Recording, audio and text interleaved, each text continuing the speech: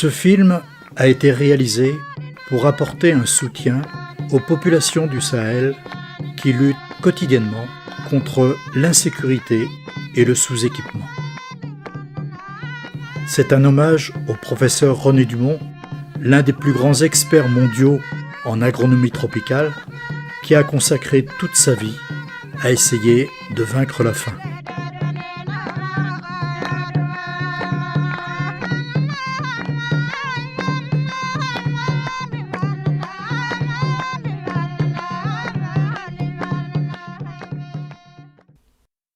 « 20 ans après la mort de René Dumont, c'est aujourd'hui l'occasion de rendre hommage à cet homme sincère et honnête, un agronome passionné qui s'est battu toute sa vie pour essayer de vaincre la faim en Afrique, en Asie et en Amérique du Sud. De mon point de vue, René Dumont a été l'un des plus grands experts mondiaux en agronomie tropicale. En 1973, il est devenu un écologiste convaincu quand il a écrit son livre « L'utopie ou la mort ». Un an plus tard, en 1974, il écrit le livre de sa vie, René Dumont, agronome de la faim. Je pense qu'il aurait pu donner comme autre titre « Agronome pour vaincre la faim ».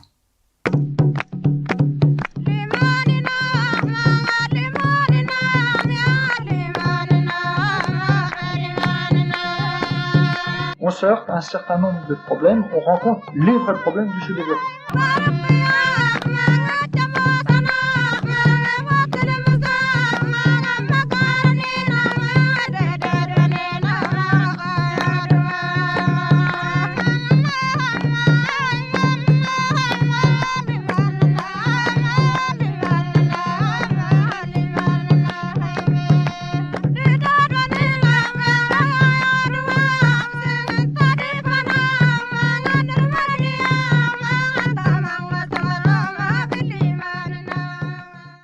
T'as vu la glycine, si elle est belle?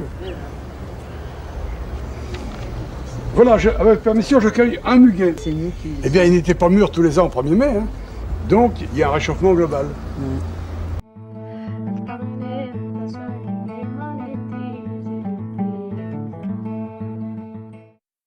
J'ai rencontré René Dumont pour la première fois en avril 1974. C'était pendant sa campagne électorale, pour les élections présidentielles.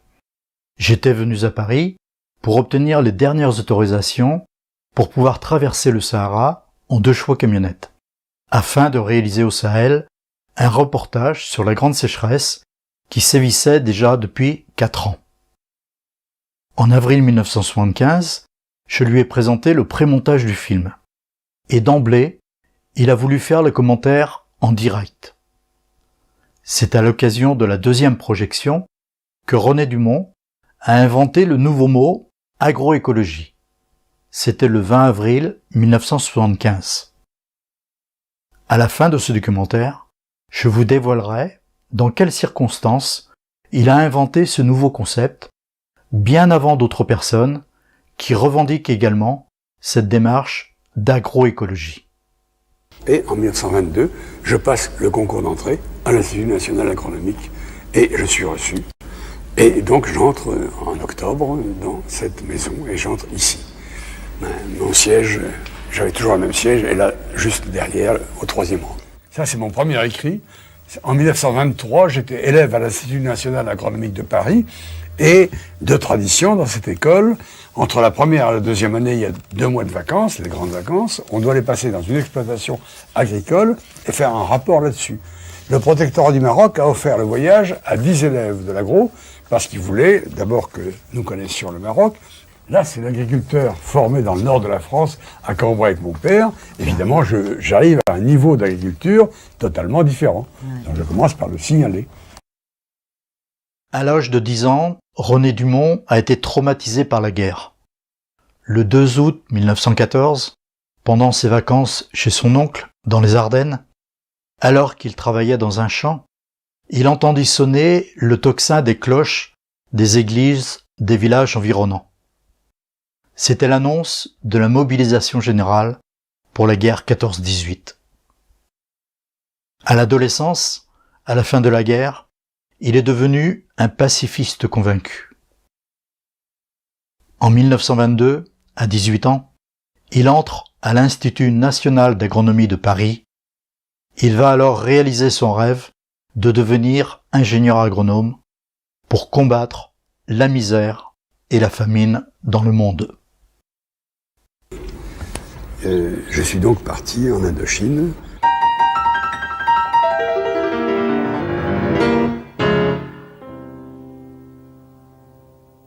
J'arrive au Tonkin, un jour un peu comme aujourd'hui, il y a une brume, puis une brume qui tombe. Oh, la colonie, c'est pas beau. Je suis affecté au service agricole du Tonkin. Le patron du service agricole du Tonkin était M. Bremer, je n'ai pas oublié son nom. Et il me voit arriver, on cause, il me reçoit gentiment, Dumont, bonjour, tout ça, vous entrez chez nous, mais vous savez, il y a un problème. On m'a dit de vous affecter à la culture du riz, mais comme depuis 30 ans on n'a rien fait sur le riz, ça m'embêterait que vous fassiez des travaux qui soulignent le fait que pendant 30 ans on n'a rien fait. Alors, vous viendrez ici, vous allez voir de temps en temps les petites stations comme ça, vous vous promènerez un petit peu. Et j'apprends que le salaire, pour les ouvriers, c'était au mois de mars, avril 1929, c'était 3 bols de riz par jour. Un bol le matin, un bol à midi, un bol le soir. C'est-à-dire de quoi manger très simplement, mais pas autre chose. Ah. J'ai compris. Septembre 31, j'ai dit je rentre, je peux plus rester. Vous êtes de quel pays, monsieur? Moi, du Vietnam. J'ai été travailler au Vietnam de 1929 à 1932. 32? 29-32, j'étais agronome à Hanoï. Ah non? Et j'ai fait un livre qui s'appelle La culture du riz dans le delta du Tonkin. Mon premier livre, La culture du riz au delta du Tonkin, a été une réhabilitation des techniques traditionnelles de culture du riz au Tonkin, tout. Lors de sa mission au Tonkin, en Indochine, en 1922, à l'époque c'était un territoire colonial. René Dumont constate qu'une partie de la population indochinoise est exploitée, qu'elle ne mange pas à sa faim, et que le nombre d'habitants est très important par rapport aux ressources du pays. Durant ses premières vacances, en 1922, comme un grand voyageur, René Dumont profite de la proximité de la Chine pour y faire un voyage d'études dans les campagnes chinoises. Après avoir exercé la responsabilité du service du riz dans le nord de l'Indochine pendant 3 ans, il revient en France par bateau. Il s'arrête à Ceylan, puis en Inde du Sud, où il rencontre à nouveau la misère paysanne sous le régime colonial britannique. De retour en France, il revient à l'INA, comme enseignant cette fois-ci, à la chaire d'agriculture comparée. Alors René Dumont, vous avez 30 ans quand vous arrivez dans cette maison, environ. C'est en quelle année? Eh bien, c'est en 1933, j'avais donc 29 ans. Ce que faisait Dumont, effectivement, tranchait avec tout ce qu'on faisait d'autre, parce que Dumont parcourait déjà la France dans ses provinces, le monde dans ses différentes parties, et il nous parlait de l'agriculture telle qu'elle existait, telle qu'elle était en train de se transformer, etc. Et pour moi, qui étais fils d'agriculteur et d'artisan, enfin j'avais un professeur qui avait l'air de savoir comment s'était fait en réalité l'agriculture. L'approche paysanne n'exclut pas l'approche économiste, mais que diable, pourvu que l'approche économiste n'exclut pas l'approche paysanne. Elles doivent être complémentaires, et cela exige ce lien que je disais tout à l'heure. Pour le paysan d'Afrique, le chef de terre des Kirdis dans le Nord Cameroun, la terre appartient à nos ancêtres, elle appartient à tout le monde qui la cultive, et la terre appartient aux petits-enfants de nos petits-enfants pour qui nous avons l'obligation de la laisser en bon état. Est-ce que vous estimez que l'agronome a une responsabilité? Ah ben diable, l'agronome est détenteur d'un savoir, ce savoir, à l'usage de qui il s'en sert?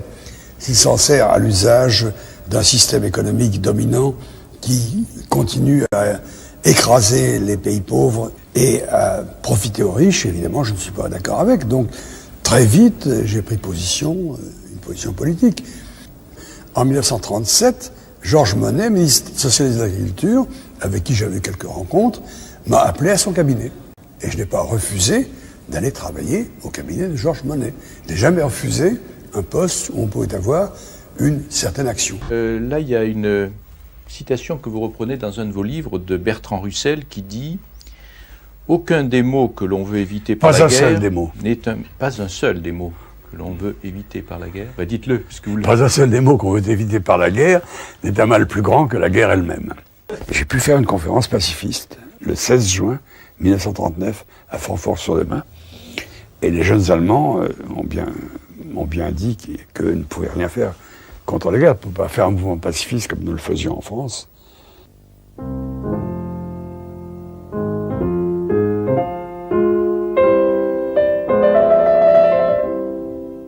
Et alors est arrivé Jean Monnet en décembre 1945 à Paris, et Jean Monnet m'a invité à venir lui parler. Et j'ai travaillé au plan Monnet de 46 à 52, 53. Enfin, on a fait la modernisation de l'agriculture française. Et il fallait augmenter la production en France de lait de viande, on avait faim. À partir de 1950, le tracteur est arrivé, on a supprimé les bêtes de trait. Moi, j'avais conseillé des cultures de légumineuses, des mélanges graminées légumineuses, la légumineuse fixe, l'azote de l'air. On l'a remplacé par des graminées pures avec apport d'engrais azotés, apport de nitrate à dose excessive. Alors, on met trop de nitrate, on le met trop en couche, à chaque apport trop important, on ne fractionne pas suffisamment l'apport, ça passe dans la nappe phréatique, et aujourd'hui, alors regardez les dégâts sur les rivières, les nappes phréatiques polluées, les rivières polluées, et la mer elle-même qui a reçu trop de phosphate, trop d'azote, et où se développent des algues, c'est quelque chose d'abominable. En 1953, c'est la dernière année, j'ai abandonné quand les tracteurs se sont mis à barrer les routes parce que la viande baissait. À ce moment-là, j'ai dit, voyons, on commence déjà à avoir trop en France, et on a tout le tiers-monde qui a faim. Et c'est cette année-là, quelques mois après, que j'ai passé mon enseignement. J'ai quitté l'enseignement sur la France pour passer à l'agro, à mon enseignement sur le tiers-monde. Vous êtes professeur d'agriculture comparée à cette époque et vous entreprenez toute une série de voyages autour du monde. Vous étudiez aussi le continent sud-américain. Vous allez à Cuba, au Mexique, au Venezuela, en Colombie, au Chili, au Brésil. Après Madagascar, le gouvernement français vous charge d'étudier plusieurs pays d'Afrique. J'ai été comme ça, successivement, au Sénégal, en Guinée, au Cameroun, au Tchad. Bon, j'ai fait mon travail, j'ai décidé d'écrire l'Afrique noire est mal partie. Alors, j'ai fait encore 2 études, une au Sénégal, une au Cameroun. Il m'a été dit qu'il avait envoyé au ministre de l'Agriculture une lettre lui demandant de prendre contre le professeur Dumont des sanctions qui n'aient pas seulement un caractère symbolique. Et il m'a été dit aussi que le ministre de l'Agriculture avait égaré cette lettre. Je veux dire, vous m'avez foutu dans une colère incroyable. Je crois même me rappeler que vous êtes allé en Afrique, à Madagascar, plus ou moins avec ma bénédiction. Et qu'arrivé là-bas... Sûrement, l'agro.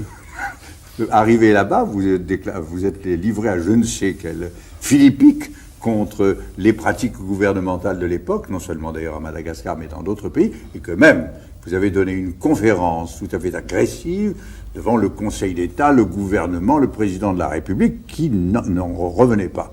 L'ambassadeur de France... Au Cameroun, ça, je pense. Au Cameroun, c'est ça. L'ambassadeur de France envoie un télégramme affolé, etc., etc., etc.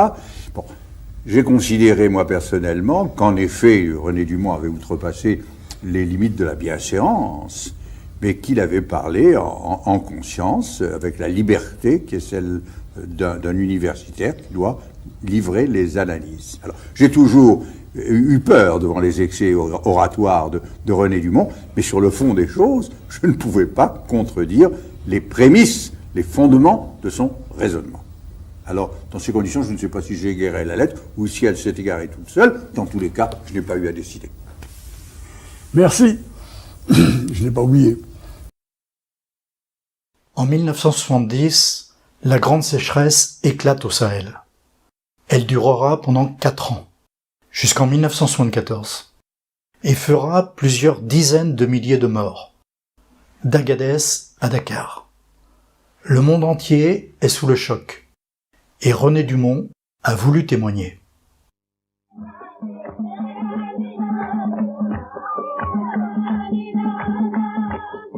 De l'Atlantique jusqu'au Tchad, la bande sahélienne fait transition entre la zone désertique du Sahara et la zone soudanienne.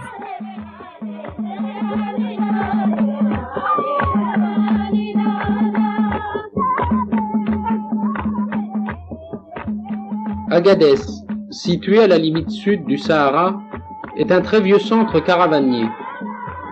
Grâce à son marché, c'est le point de jonction entre les Touaregs de race blanche, restés nomades pour la plupart, et les Aoussa de race noire, qui détiennent le petit commerce.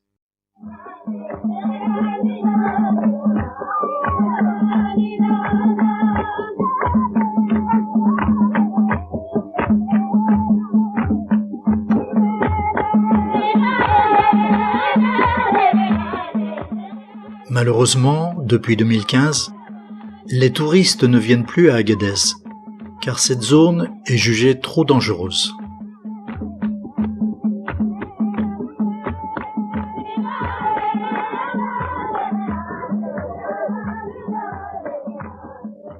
Enveloppés dans leurs vêtements teints à l'indigo, les Touaregs se protègent les yeux et les voies respiratoires avec un litam. C'est une sorte de turban qui couvre le visage, afin, disent-ils, de ne pas avaler les forces du démon. Vivant de l'élevage, les Touaregs étaient heureux, mais avec la grande sécheresse, certains ont perdu jusqu'à 97% de leur bétail.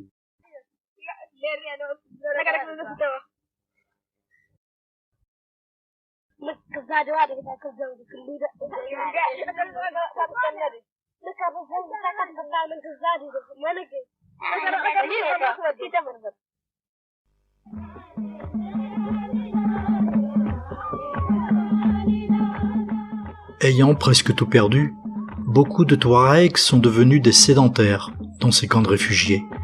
Ils sont venus chercher le taïmakou, cette aide alimentaire qui leur a permis de survivre.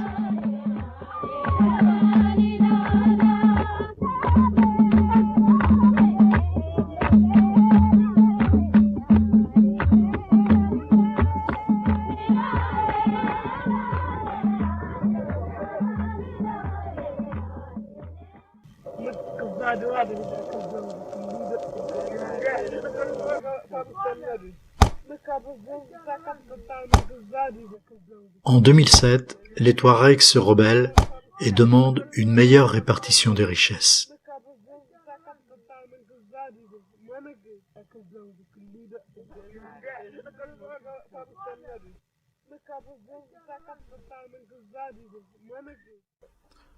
Lorsque j'ai présenté à René Dumont les images de ce film, il a souhaité les commenter en direct. C'est à l'occasion de la deuxième projection du film que René Dumont a inventé le nouveau mot « agroécologie ». C'était le 20 avril 1975. À la fin de ce film, hommage à René Dumont, je vous dévoilerai dans quelles circonstances il a inventé ce nouveau mot, bien avant d'autres personnes qui revendiquent également cette démarche d'agroécologie. Par le biais de ce film, René Dumont a été en 1975 l'un des grands défenseurs des expériences d'agroécologie au Sahel. L'équilibre naturel est très précaire. La pluviométrie moyenne varie entre 75 mm et 150 mm par an, ce qui est très faible. Alors on peut se demander, René Dumont, si la vie est encore possible dans cette région. Le désert d'aujourd'hui n'a pas toujours été un désert. Il y a 100 000 ans, à la fin du Quaternaire, il y avait une forêt, mais les chasseurs y ont mis le feu et ont commencé par diminuer les capacités de rétention en eau du sol, puis sont venus les agriculteurs qui ont cultivé le Sahara il y a environ 8 ou 9 000 ans, mais peu à peu, cette culture a provoqué une érosion de la surface du sol, pour lutter contre la désertification, l'avancée du désert vers le sud, on est en train d'aménager des barrages arrêtant l'eau qui tombe à chaque pluie pour alimenter les racines des arbres que nous voyons reprendre la première pluie. On a demandé actuellement à tous les Touaregs de participer à ces travaux.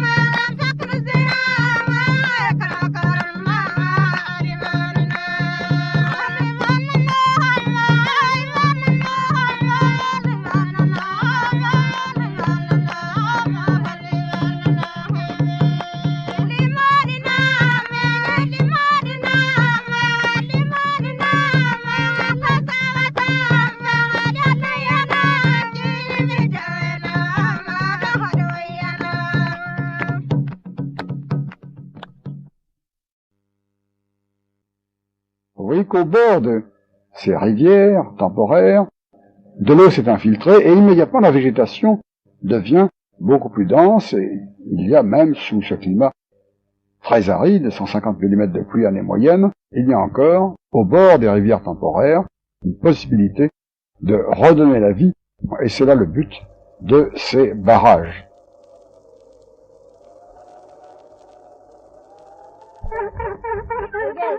Malgré les dures conditions climatiques, et même sédentarisé dans un oasis, le Touareg reste attaché aux valeurs de liberté et d'indépendance qui caractérisent ce peuple. Chaque jour, sous un soleil de plomb et par le vent sec venant du Sahara, il puisera pendant de longues heures l'eau nécessaire aux cultures.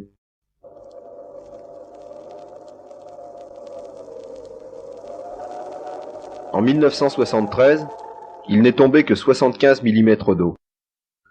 Pour entretenir son bœuf, indispensable à l'irrigation, le paysan a été obligé de vendre la moitié de sa récolte.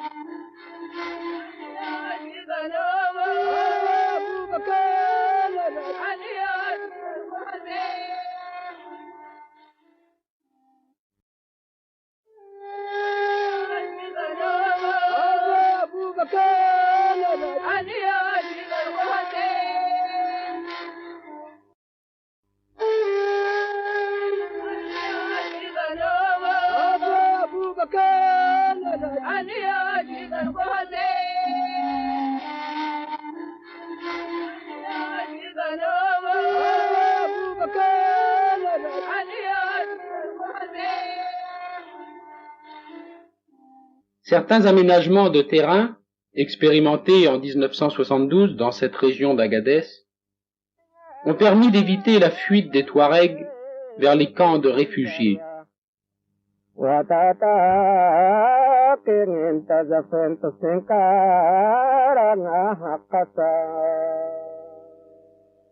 Étonnés par les résultats obtenus, les Touaregs s'engagèrent alors dans la construction d'une digue d'épandage, afin de dévier l'eau des pluies qui s'engouffraient dans les canyons, sans utilité aucune pour la végétation.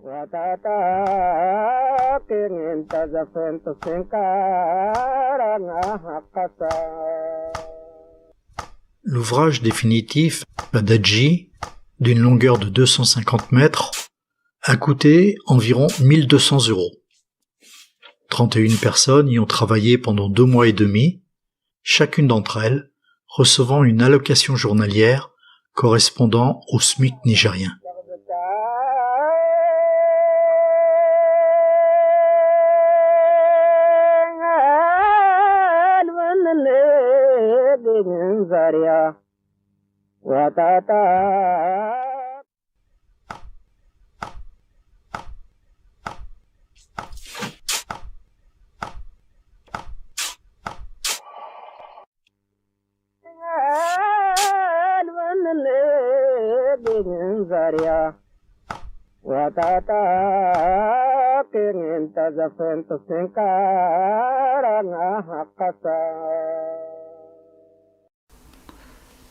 Ces travaux, dirigés par des coopérants français, allemands et américains, ont été filmés pour la première fois par notre équipe en juin 1974, lors de notre reportage dans la région d'Agadez, au Niger.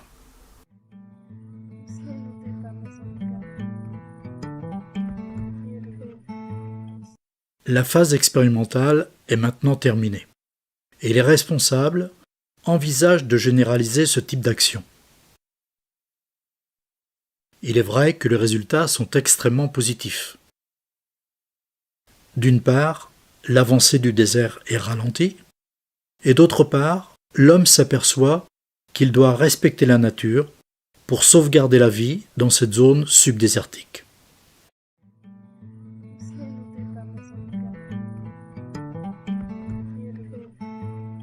En plein désert, Chirozérine est devenu un véritable centre expérimental. René Dumont, pouvez-vous nous expliquer ce surprenant processus de reboisement? Alors, il s'agit aussi de reboiser. Là, on a choisi un système mis au point par les Touaregs eux-mêmes qui sont aperçus que dans les crottes de chèvre, il y avait des graines de ces arbustes ou des petites pousses capables de reprendre. Alors, on creuse des cuvettes que la première pluie remplira. On y met des crottes de chèvre dans le fond de ces cuvettes et on décortique là les crottes de chèvre dures de façon à faciliter la sortie. Mais ces jeunes pousses qui vont sortir seront tout de suite très fragiles et il suffirait que les chèvres viennent les attaquer pour les faire périr immédiatement. C'est pourquoi immédiatement ces jeunes pousses sont protégées de la dent des chèvres par ces espèces de cônes de branches d'arbres. Il s'agit en somme d'arrêter la marche inexorable pour certains du désert, qui est en somme le résultat d'une mauvaise gestion par les hommes qui ont surchargé le bétail. Les premiers vétérinaires qui ont soigné les bêtes se sont plus préoccupés d'augmenter le nombre de bétail et de lutter contre les maladies que de améliorer la nourriture du bétail. Alors on a provoqué un déséquilibre qui est devenu dramatique aux années de grande sécheresse comme 1972. À 25 km à l'ouest d'Agadez, cette zone de Kerboubou était une forêt d'épineux. Aujourd'hui, il ne reste que quelques arbustes. Aussi, les Touaregs ont-ils entrepris de construire des banquettes en demi-lune pour retenir les eaux de pluie.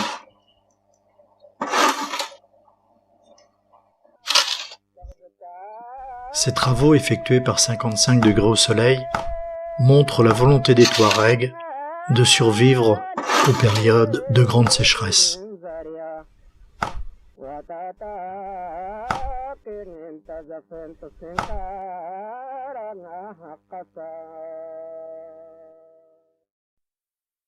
Lorsque j'ai rencontré René Dumont pour la première fois, en 1974, il avait étudié les situations de l'agriculture dans plus de 70 pays, en Europe, en Asie, en Afrique et en Amérique latine.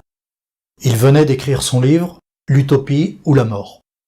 René Dumont avait alors une grande expérience en agronomie tropicale et son point de vue était argumenté, pertinent et très réaliste. Dans les régions du Nord, à Chirozérine et ici à Kerboubou, toute graminée semblait avoir disparu. Pourtant, dès la première pluie, l'herbe a poussé dans la zone aménagée, tandis qu'ailleurs, il a fallu attendre la 3e ou la 4e pluie pour voir apparaître les premiers pâturages. René Dumont, qu'en pensez-vous? Il faudra de nouveau retrouver un équilibre entre les hommes, les animaux, les fourrages. Je pense que le Sahel a été l'action d'un déséquilibre. Ces hommes ont eu besoin de trop de bétail qui a surpâturé la végétation annuelle et la végétation arbustive en favorisant l'avancée du désert.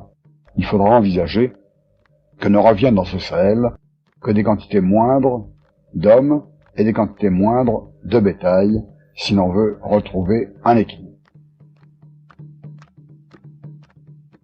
Dès que les pâturages réapparaissent, les animaux réfugiés près des puits pendant la saison sèche sont regroupés et l'élevage expansif recommence.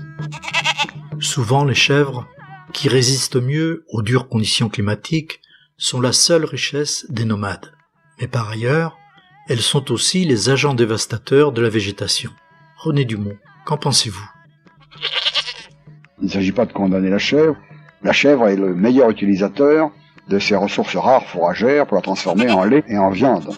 Mais ce qu'il ne faudrait pas, c'est retrouver à nouveau un surpâturage de ces jeunes graminées qui viennent de pousser, qui aboutirait de nouveau à la destruction de toute végétation.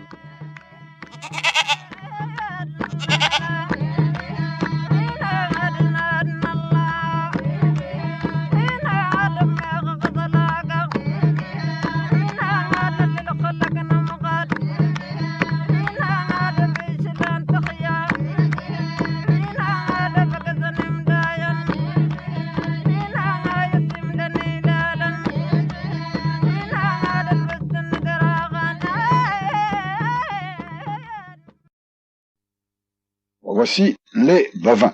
Et les bovins étaient évidemment la grande ressource de ces Aoussa, de ces peuls. Mais une ressource qui n'était pas exploitée d'une façon rationnelle.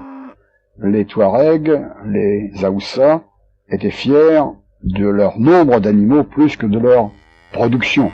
Et ils gardaient les animaux trop vieux. De sorte que quand il y avait insuffisance de fourrage, comme dans les années de sécheresse, trop d'animaux n'arrivait plus à survivre, et ce fut la grande mortalité de 72 et surtout de 1973. Pour éviter que ce déséquilibre recommence, que cette mortalité reprenne, il faut envisager de transformer le Sahel, le pays de la limite du désert, en pays naisseur d'animaux et non plus en pays qui entretiennent constamment les animaux. C'est une bonne idée, René Dumont. Mais compte tenu des faibles moyens dont disposent les pays du Sahel, ce jeune berger doit bien se demander comment on peut véritablement concrétiser votre proposition. On y aurait un noyau de génisses et de jeunes vaches, qu'on ne garderait pas trop âgés, et les jeunes animaux maigres seraient retirés du pays, conduits vers le sud, et vers le sud où il n'y a plus de pâturage, on s'occuperait de les engraisser, alors que jusqu'à présent, on les garde dans le pays, et il faut attendre 7 à 8 ans pour qu'ils soient vendables. René Dumont a toujours expliqué qu'il faut maîtriser l'eau, mais que les grands barrages ne sont pas toujours la seule solution pour les aménagements hydrauliques. Au Sahel, les pluies ne tombent que pendant 3 mois ou 4 mois dans l'année, et à cause de leur violence excessive, l'eau n'a pas le temps de s'infiltrer dans le sol, et cela génère une érosion vraiment dramatique. Voici l'eau qui est tombée.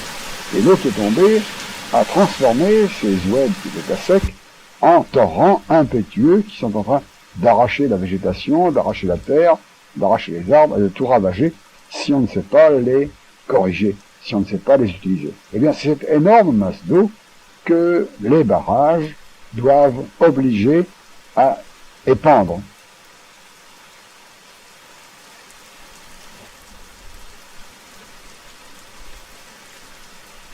On réalise des systèmes d'épandage de crues latéralement, à droite, à gauche, de façon à ce que l'eau recouvre le maximum de surface, que l'eau s'infiltre dans le sous-sol. Il faut retenir l'eau sur place, et quand on en dispose de quantités importantes, on fait des aménagements plus importants comme ici, entre les deux murs de béton, prend naissance un canal d'irrigation, un véritable ouvrage, qui va alimenter des rizières. Mais il ne faut pas oublier que ces travaux d'irrigation sont extrêmement coûteux.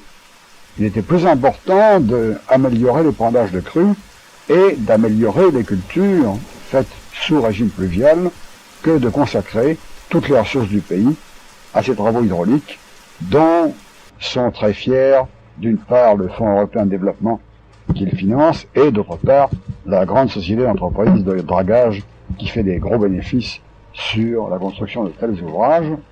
Vous avez raison, René Dumont. La manière dont est réalisé cet ouvrage est bien discutable, car dans ce cas, les Africains ne se sentent pas du tout mobilisés au développement de leur pays. Ce type de grands travaux, sans doute indispensables, mais réalisés avec des moyens mécaniques importants, ne représente pas la seule solution à tous les problèmes d'aménagement hydraulique.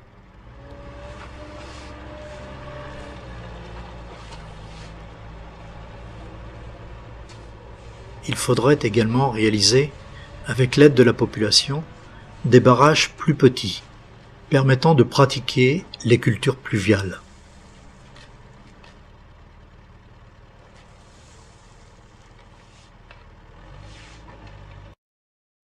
Bien évidemment, il faut maîtriser l'eau, qui creuse les oueds temporaires, car elle est sans aucune utilité pour l'agriculture.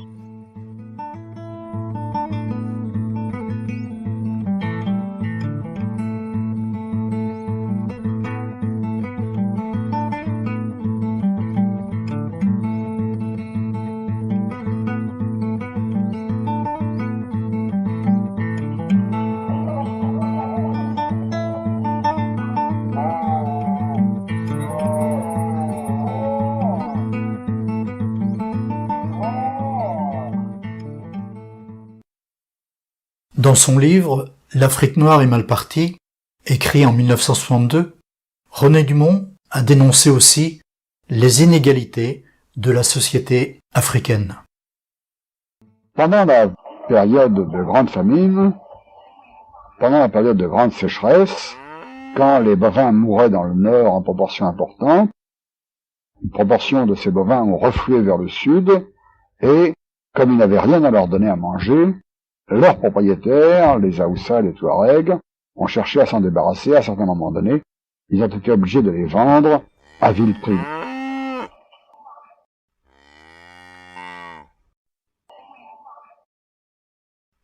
Durant les périodes de grande sécheresse, certains animaux ont été vendus l'équivalent de 2 ou 3 euros.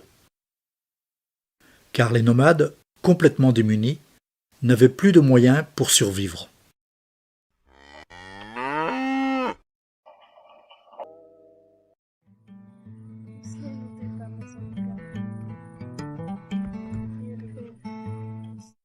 René Dumont a regretté que l'école ne soit pas assez orientée vers la formation agricole, car celle-ci est vraiment indispensable partout dans les pays africains.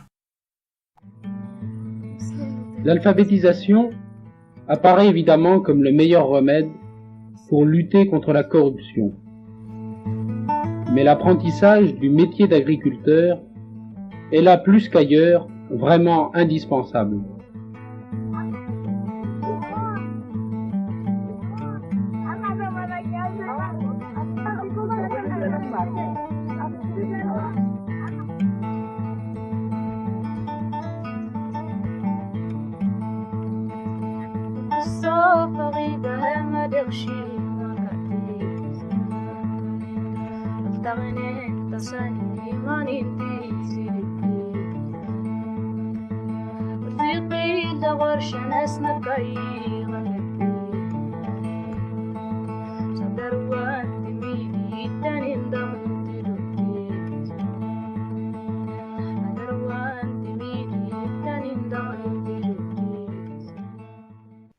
Quittons la zone sahélienne pour nous rendre au Burkina Faso, dans la bande soudano-sahélienne. Plus riche et plus arrosée, cette région vit presque uniquement de l'agriculture.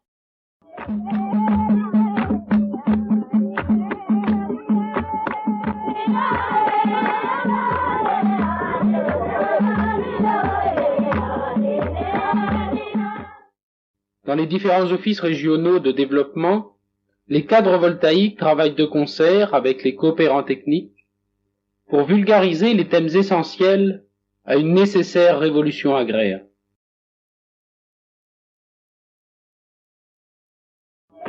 Les méthodes traditionnelles constituent véritablement un frein au développement agricole, pourtant indispensable, puisque d'après les travaux de la Commission économique pour l'Afrique, la population augmente plus vite que la production alimentaire. Face à une telle situation, tout un programme de mise en valeur des terres doit être réalisé rapidement. Bien des sols et des bas-fonds pourraient être mieux cultivés, mais dans la brousse la plus reculée, chacun a compris que les fonctionnaires gagnent beaucoup plus que le paysan. Face à cette situation, les responsables africains essaient de mobiliser les jeunes pour le développement rural du pays. Première étape indispensable pour un décollage économique. Ailleurs, une bonne utilisation des disponibilités en eau pourrait permettre à la zone tropicale de pallier en partie les nombreux aléas climatiques. Le potentiel d'irrigation des fleuves dans cette zone du Sahel, de l'ordre d'1 million d'hectares, pourrait laisser penser que la construction de grands barrages résoudrait beaucoup de problèmes. En fait, la réalité du sous-développement empêche de généraliser des travaux beaucoup trop coûteux pour l'Afrique, tels ces immenses aménagements dans la vallée du Kou en Haute-Volta.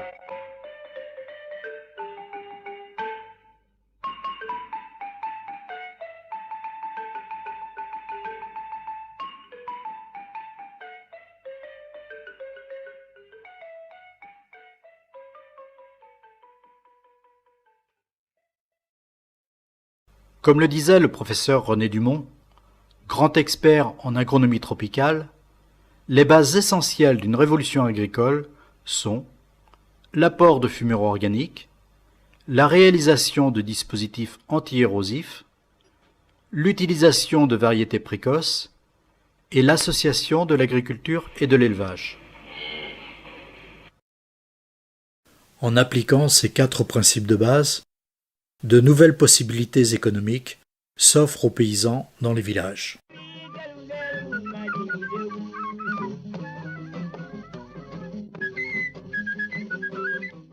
Au Burkina Faso, dans la zone de Bazoulé, Moussa est devenu un paysan de pointe.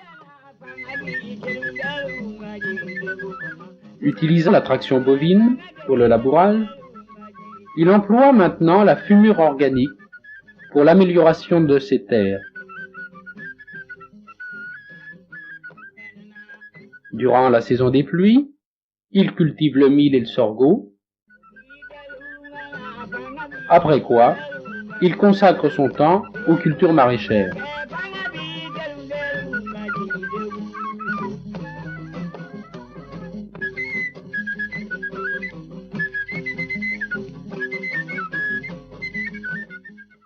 Le maraîchage, en exigeant des techniques et des moyens, contribue utilement à accélérer la mise en valeur des terres, jusqu'ici freinées par les dures conditions climatiques.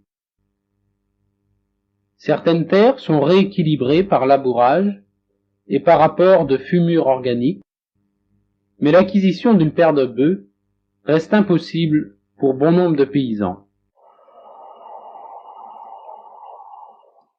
Prises en saison des pluies, ces images ne laissent pas deviner l'austérité de la zone tropicale. Sans pluie pendant 8 mois est caractérisée par une perte par évaporation de 80 à 90% de son humidité.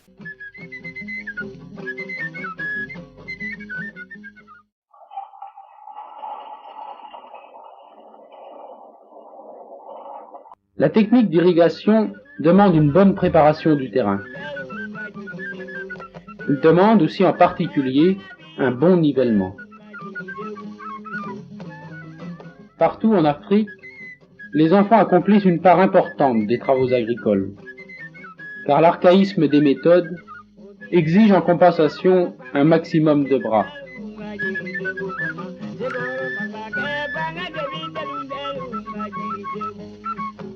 Quand la terre a été bien ameublée à la houe, le contrôle des écarts de niveau se fait en utilisant cet appareil très simple. 2 poteaux et un tuyau plastique rempli d'eau suffisent. Le principe des vases communicants met en évidence les parties à niveler.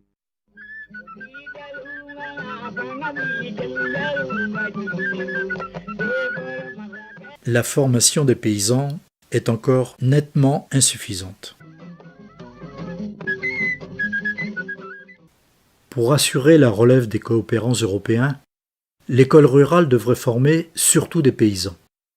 C'est, je crois, René Dumont, ce que vous affirmez depuis longtemps. Oui, c'est une thèse que j'ai déjà développée, mais qui jusqu'à présent n'a pas reçu d'application. L'école a une orientation, d'abord trop servilement copiée sur l'Europe, et une orientation trop marquée sur la promotion individuelle. Grâce à l'école, le fils de paysan espère ne plus être paysan. Donc l'école n'est pas jusqu'à présent destinée à former des paysans, mais j'allais plutôt dire à former des non-paysans. Pourquoi? Parce qu'il y a entre le niveau de vie du fonctionnaire, des gens des villes d'une part, et des paysans de l'autre, un écart excessif, et que, en restant paysan, le jeune fils de paysan sait qu'il n'a aucun espoir de promotion sociale très nette. En cultivant mieux, il améliorera son sort de 10, 15 ou 20%. En passant fonctionnaire, il va multiplier son niveau de vie par 15 ou par 20. Il n'y a donc aucune commune mesure entre les deux. Alors il faudrait que on commence par réduire l'écart de niveau de vie entre la ville et la campagne pour rendre la ville moins attrayante. Tant qu'on n'aura pas fait ça, aucune réforme de l'enseignement n'aboutira à un résultat efficace.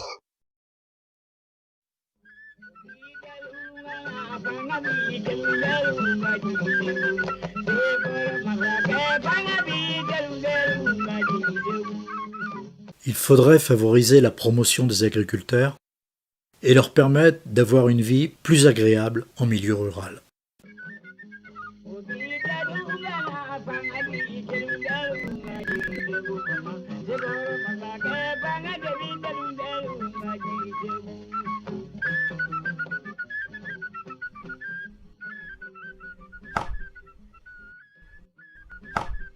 La politique du creusement de puits devrait s'intensifier afin de pouvoir pratiquer l'irrigation, technique indispensable pour les cultures maraîchères.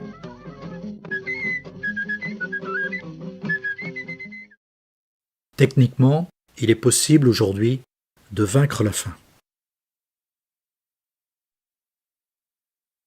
L'Afrique subsaharienne doit mettre en œuvre une véritable révolution agricole, avec les moyens adaptés aux conditions climatiques, qui bien évidemment sont beaucoup plus difficiles que dans les pays tempérés.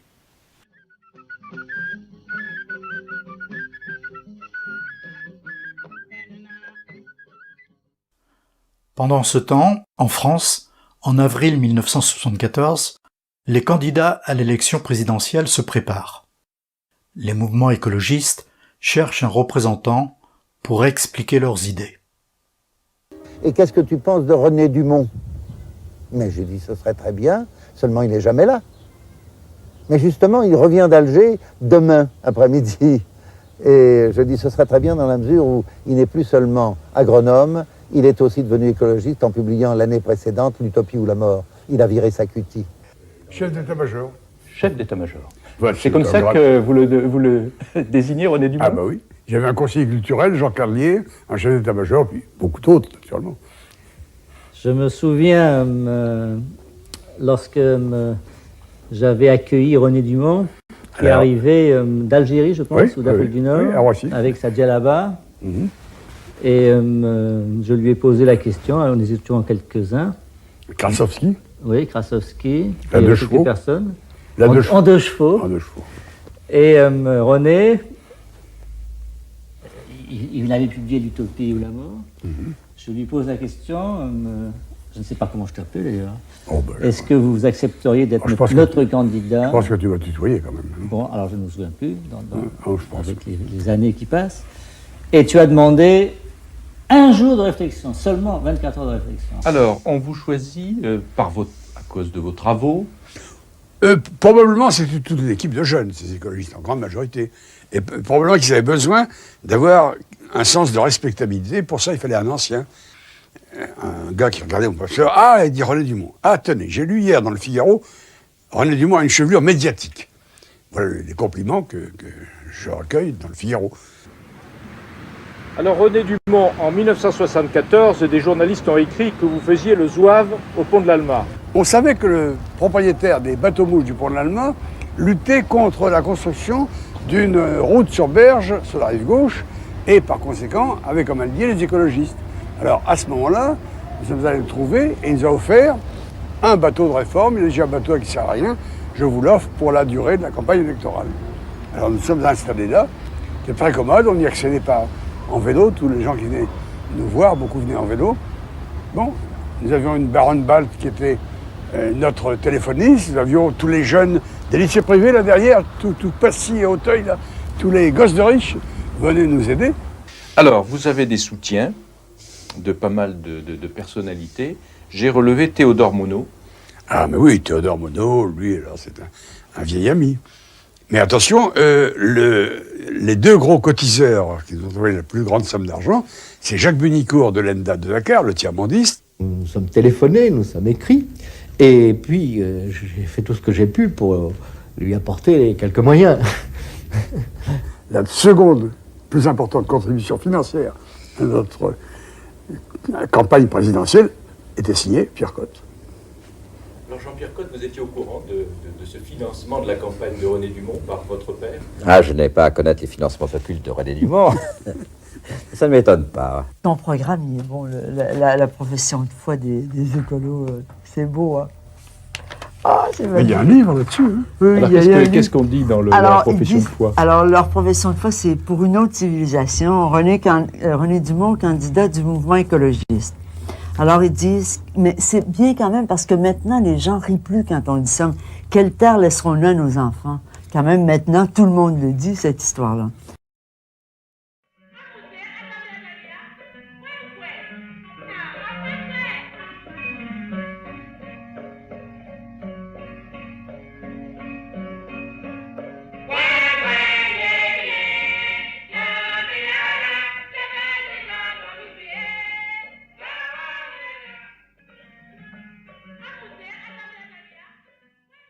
À Kokologo, en zone soudano-sahélienne, nous avons entrevu les véritables possibilités de développement de l'Afrique de l'Ouest.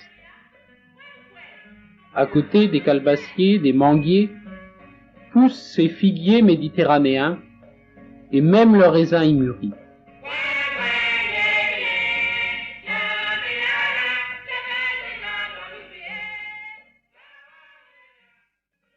Ces prises de vue réalisées pendant les saisons des pluies permettent de penser que le développement agricole des pays du Sahel est encore possible.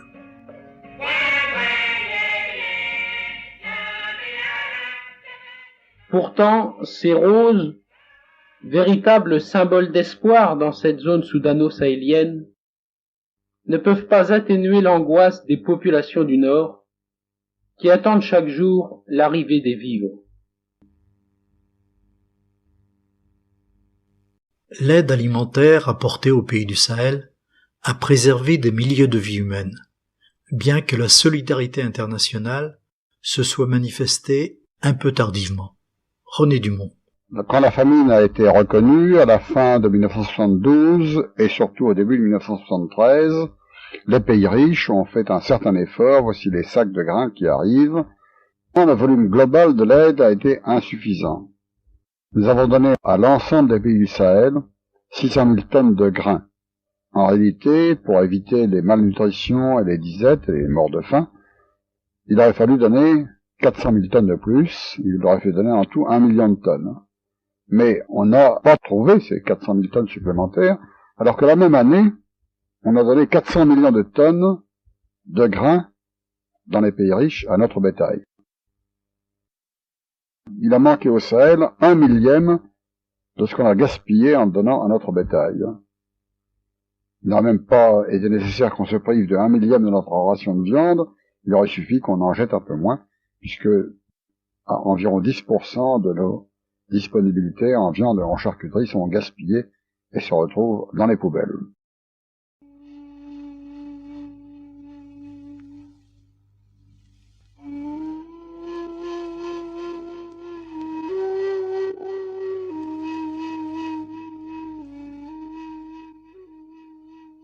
l'acheminement des vivres vers les régions éloignées des ports est toujours resté problématique à cause du manque de moyens et d'un réseau routier jadis conçu uniquement en fonction des cultures commerciales.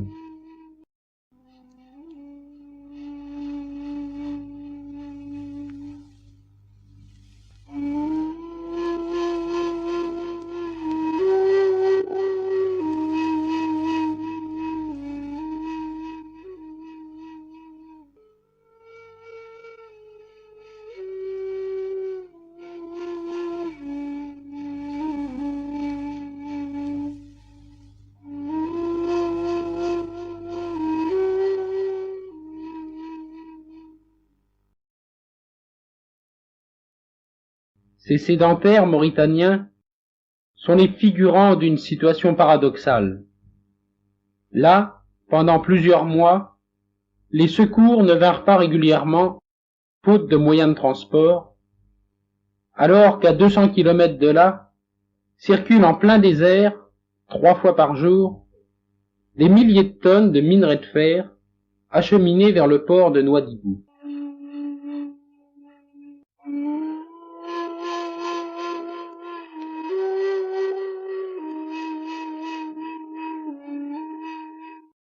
À l'époque, on avait, nous, des combats qui étaient essentiellement sectoriels, soit l'antinucléaire, soit le problème donc, pour une meilleure agriculture, plus autonome, plus économe.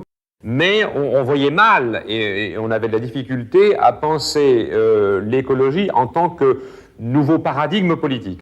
Alors grâce à sa candidature, je pense que Dumont, qui avait une vision plus générale, non seulement planétaire des choses, mais en plus aussi dans de nombreux secteurs, a aidé donc à élargir à la fois au niveau géographique de toute la planète et au niveau du spectre d'intérêt des écolos. En nous disant, finalement, dans l'écologie politique, il n'y a pas que la défense de l'environnement, il n'y a pas que l'agriculture, il n'y a pas que le nucléaire, il y a aussi le social, il y a les exclus, il y a la dimension nord-sud, donc évidemment, puisqu'il est tiers-mondiste aussi, donc il y a la dimension économique, et tout ça a été assez ressenti, je crois, localement par les jeunes militants qu'on était. Le dérèglement climatique et l'avancée du désert vers le sud font que périodiquement, ces populations du nord du Sahel ont besoin d'une aide alimentaire d'urgence.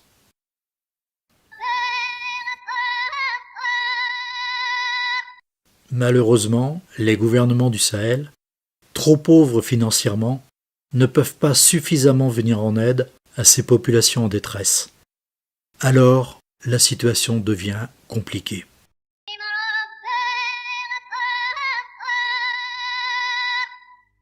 Ces Touaregs, complètement démunis, ne peuvent pas participer à la vie économique du pays. La situation s'est dégradée. En 2003, des islamistes étrangers s'implantent dans le nord du Sahel. En 2007, les Touaregs du Niger et du Mali organisent une rébellion armée qui durera plus de 2 ans. Ils revendiquent une meilleure répartition des richesses locales. Ces Touaregs savent que de toute façon, ils ne peuvent devenir plus pauvres. Certains Touaregs soutiennent alors le mouvement islamiste. À partir de 2013, ces territoires placés en zone rouge sont fortement déconseillés aux journalistes. Et aujourd'hui, il n'est plus possible aux voyageurs de vivre avec ces populations nomades et de réaliser de telles images.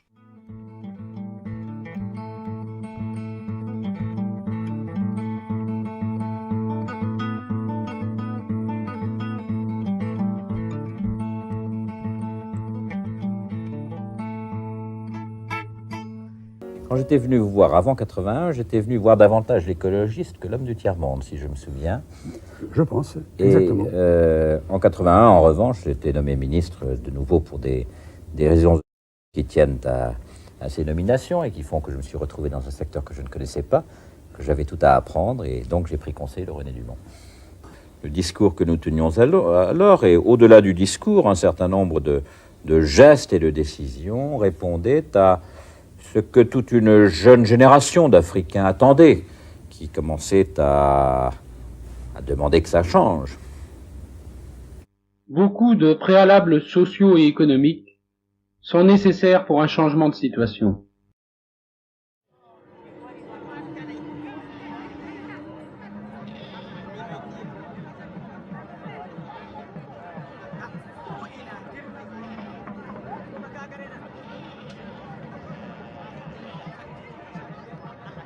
Souvent, les matières premières vendues à l'Occident sont payées à des prix très bas, tandis que l'inflation, propre à nos pays, augmente considérablement le prix des matériels nécessaires pour moderniser l'agriculture, pour développer la pêche maritime et fluviale.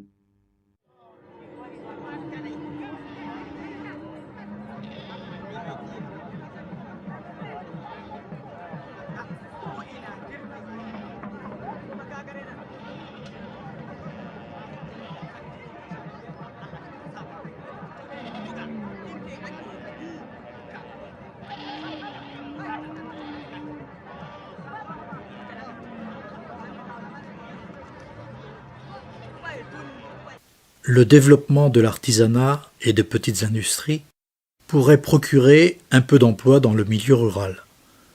Mais d'Agadez à Dakar et ici à Ayoro au Niger, les moyens techniques et financiers manquent véritablement.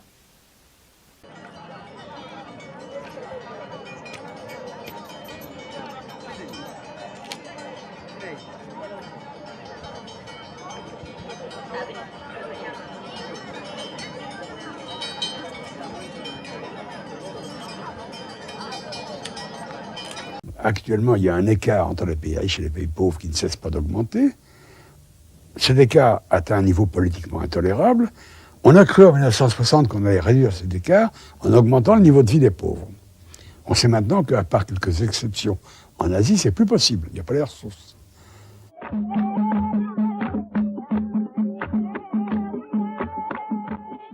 En ce qui concerne le Burkina Faso, la partie sud, située dans la zone soudano-sahélienne, est davantage arrosée et bénéficie donc d'un climat moins hostile.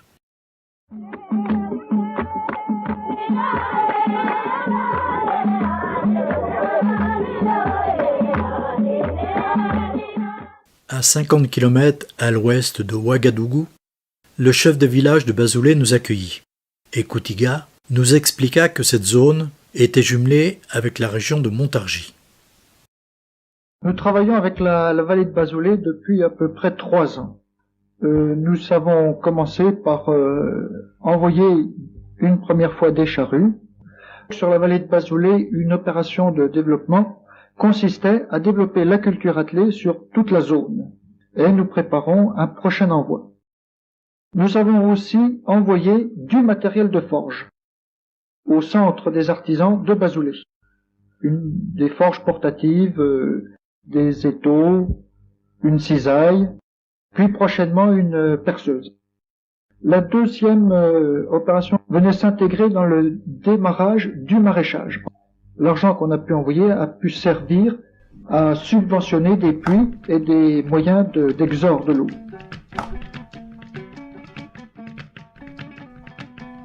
Et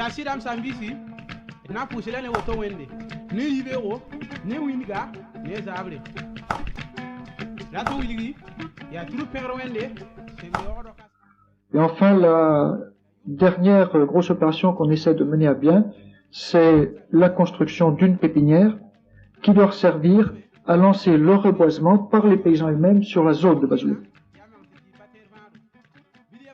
Les actions que vous menez sont évidemment intéressantes. Et les délégations qui viennent travailler bénévolement au Burkina Faso constituent un bon exemple de coopération désintéressée.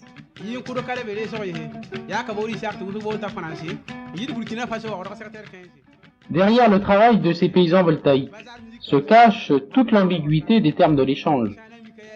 D'un côté, les produits agricoles qui sont payés à bas prix aux paysans africains, et de l'autre côté, un produit transformé, le ciment, sans cesse soumis à l'augmentation du prix.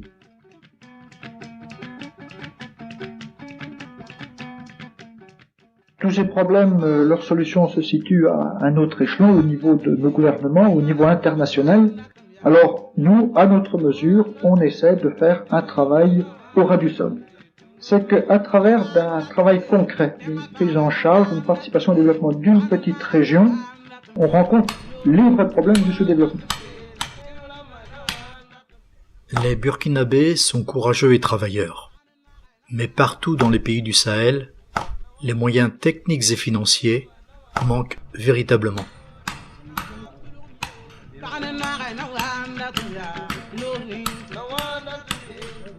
Le manque d'eau courante et d'électricité est un handicap de développement qui ne devrait plus exister dans notre monde du XXIe siècle.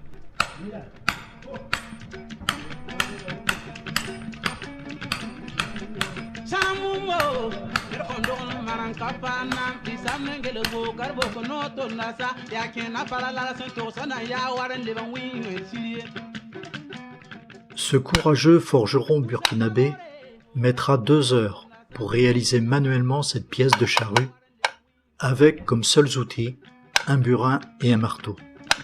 Alors qu'en Europe, une machine moderne à commande numérique et découpe laser mettra 100 fois moins de temps pour réaliser cette même pièce.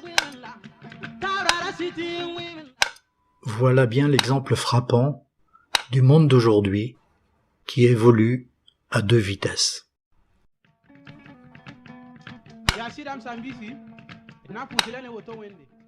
Le sous-équipement est dramatique en Afrique sahélienne.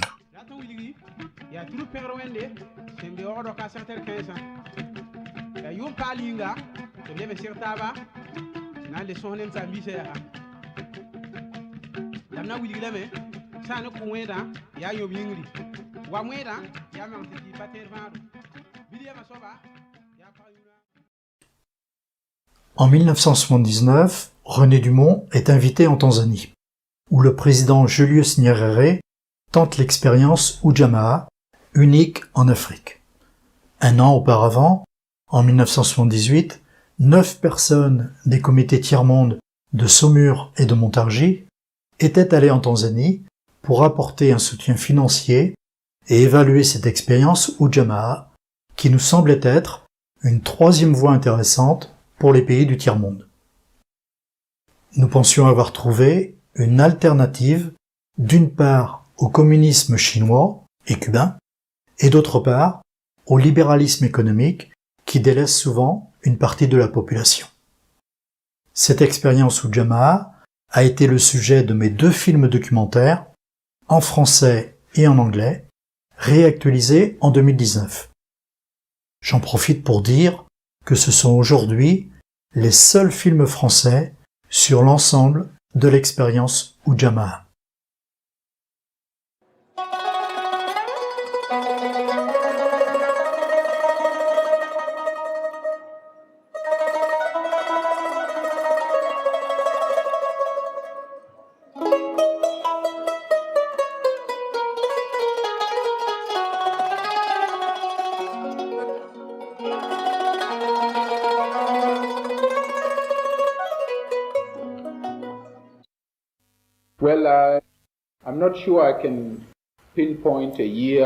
Bien, je ne suis pas certain de pouvoir préciser une année ou indiquer le moment où la Tanzanie pourra atteindre ce niveau.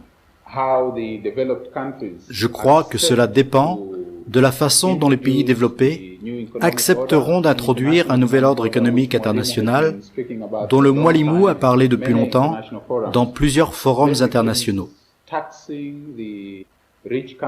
Fondamentalement, cela signifie de taxer les pays riches au bénéfice des pays pauvres.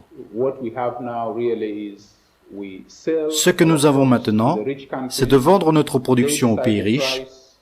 Ils décident des prix et ensuite nous achetons des produits manufacturés de ces pays.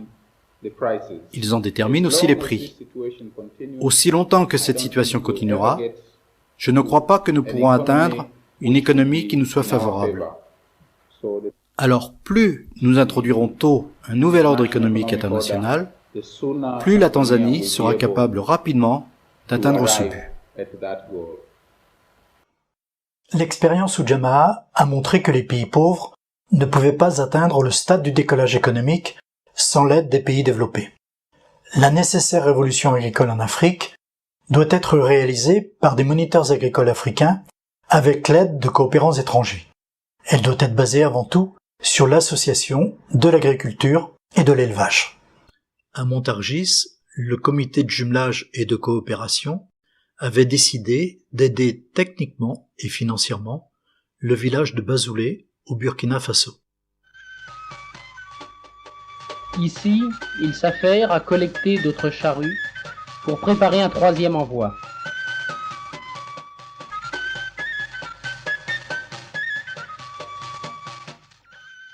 Depuis 2015, ces actions d'aide au développement de l'Afrique ne sont plus possibles en direct dans les pays du Sahel, car le djihadisme et l'islamisme radical rendent dangereuses les actions humanitaires dans les villages mal protégés contre le terrorisme. De l'avis de tous, les choses évoluent lentement en Afrique. Depuis 1960, l'Afrique a été le continent qui a le moins bénéficié de la croissance de l'économie mondiale. Mais il n'est peut-être pas vain d'espérer qu'un jour, ces peuples se prendront véritablement en main. Les défis de l'Afrique sont immenses. Il faudrait creuser davantage de puits par forage mécanique pour avoir de l'eau courante à proximité dans les villages. Construire des centrales électriques pour fournir l'électricité et alimenter les moteurs des machines. Généraliser l'école primaire à 90% des enfants pour faciliter leur avenir et lutter contre la corruption. Et multiplier le nombre d'écoles d'agriculture pour améliorer les rendements agricoles.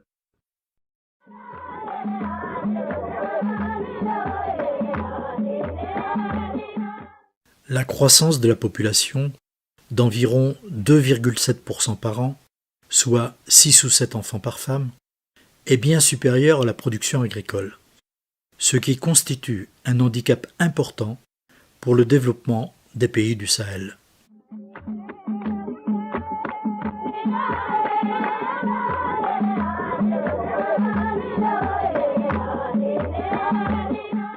Alors vous dénoncez dans ce livre non seulement l'héritage de la colonisation, mais aussi le comportement des nouveaux dirigeants.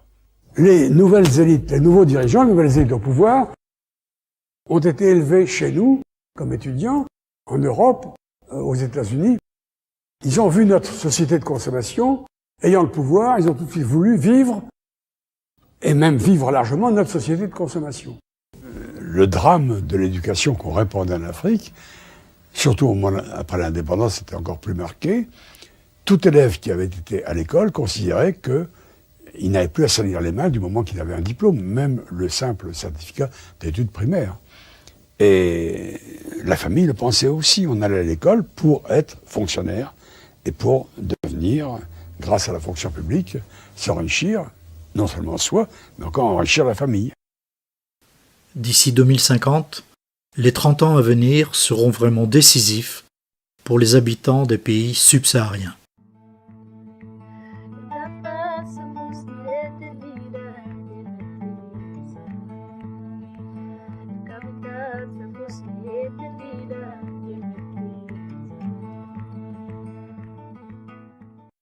Malheureusement, depuis 10 ans, les pays du Sahel sont confrontés au djihadisme radical, qui anéantit douloureusement les espoirs de développement économique et humain.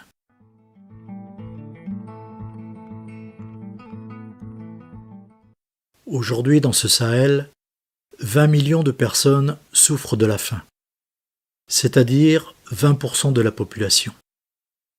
Et 5 millions de personnes sont en situation de dépendance alimentaire périodique. Selon une recommandation de l'ONU, les pays développés devraient consacrer 0,7% de leur produit intérieur brut pour l'aide aux pays pauvres, comme ils s'étaient engagés à le faire dans les années 1960.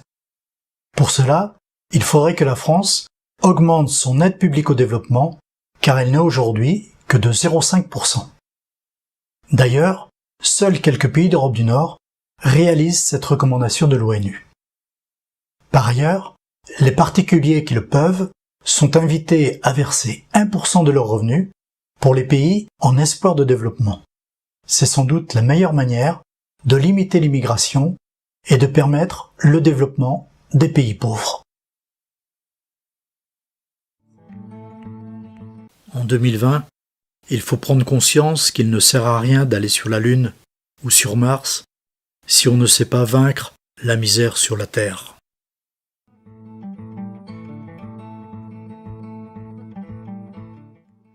Le grand pas pour l'humanité serait de permettre à ces populations africaines de vivre avec un minimum de dignité.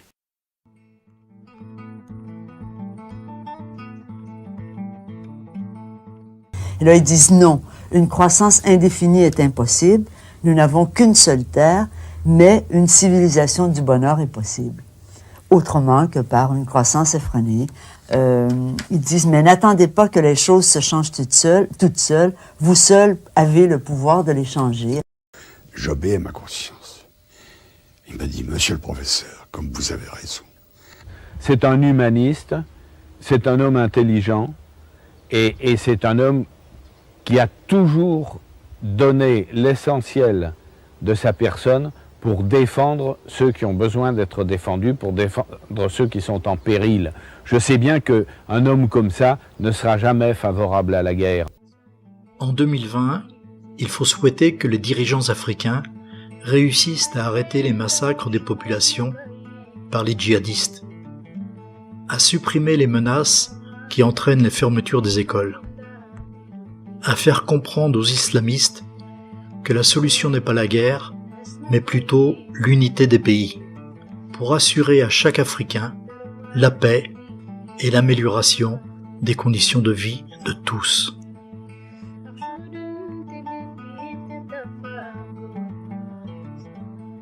Les dirigeants du groupe G5 Sahel devraient faire comprendre aux djihadistes que le terrorisme au nom de l'islam radical n'est pas la bonne solution pour assurer le développement de cette région du Sahel.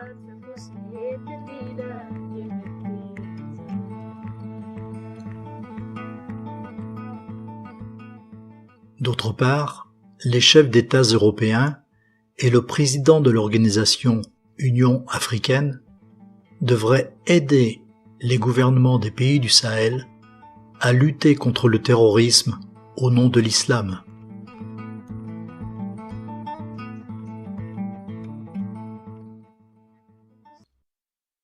Depuis le début de la première décennie de développement, c'est-à-dire depuis 1960, le quart de la population africaine n'a tiré aucun profit de la croissance de l'économie mondiale. Chaque année davantage, le fossé se creuse entre le développement des pays industrialisés et les besoins réels des nations sous-développées. René Dumont a été l'un des plus grands experts mondiaux en agronomie tropicale. Durant toute sa vie, sa préoccupation a été de vouloir vaincre la faim. Il exprimait son point de vue de manière franche, sans concession quelquefois, mais il le faisait toujours dans le désir d'aider le gouvernement, car il voulait le meilleur développement possible pour les populations en espoir de développement. Cette franchise dans la manière de faire, comment je dirais ça, la critique d'une cause que l'on aime, parce que René Dumont, c'est quelqu'un qui veut le développement, hein? Il veut pas le mal développement, comme il dit, hein, ou le développement anarchique. Mais il veut le développement, hein? Il veut que ça réussisse. Alors, cette manière, c'est ça qui est cette franchise-là. Dire des choses déplaisantes, mais nécessaires, hein? Comme nous l'avons dit, c'est René Dumont qui a inventé le mot agroécologie en avril 1975, lorsqu'il commenta en direct les images du film Paysans et nomades du Sahel. Je vais vous raconter les circonstances exactes. René Dumont nous invita chez lui le dimanche 20 avril 1975. Je lui ai présenté les images du film sur le Sahel, que j'avais tourné 8 mois plus tôt. Lors d'une première projection, j'ai bien évidemment fait le commentaire pour lui expliquer le contexte. Il m'a dit « Votre film est intéressant ». René Dumont avait alors 71 ans. Nous avons branché les 2 magnétophones et lors de la deuxième projection, il a commenté en direct les images du film. À la fin de la projection, il m'a dit « Michel Gadpaï, vous êtes le premier reporter documentariste sur l'agroécologie. Et moi, je viens d'inventer un nouveau mot, agroécologie. » En mai 1976, le film Paysans et nomades du Sahel a été projeté à Paris dans une salle archi-comble, en présence de René Dumont. C'est plus tard, en 1983, que le chercheur américain Miguel Altieri a repris ce terme agroécologie dans un ouvrage scientifique pour lequel il a d'ailleurs demandé à René Dumont d'écrire la préface du livre.